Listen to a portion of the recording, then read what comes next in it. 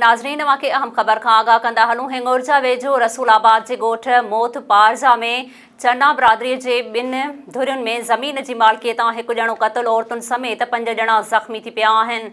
SS news जे reporter Fayaz Mohsin सोलंकीअ मूजिबि ॿिन्ही धुरियुनि हथियारनि जा मुंहं खोले छॾिया। फायरिंग जे नतीजे में हिकु ॼणो हुबदार अली चन्नो थॾे ते ई फ़ौत थी वियो आहे, जॾहिं त नबी बख़्श चन्नो, मुमताज़, इमरान चन्नो ऐं औरतुनि समेत 5 माण्हू ज़ख़्मी थी पिया आहिनि। ज़ख़्मियुनि ऐं मक़तूल जो मड़ फ़ौरी तौर ते रूरल हेल्थ सेंटर हिंगोरजा आंदो वियो। 2 ज़ख़्मियुनि जी हालत ॻणतीअ जोगी हुअण सबबि खेनि सिविल इस्पताल ख़ैरपुर रिफ़र कयो वियो। आख़िरी इतलान ताईं वाक़े जो को बि केस दाख़िल न थी सघियो।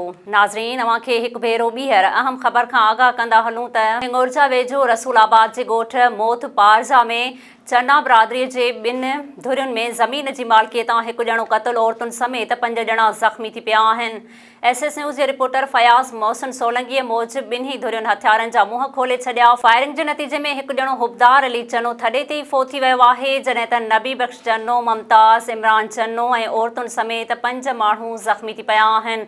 ज़ख़्मियुनि ऐं मक़तूल जो मड़ फ़ौरी तौर ते रूरल हेल्थ सेंटर हिंगोरजा आंदो वियो।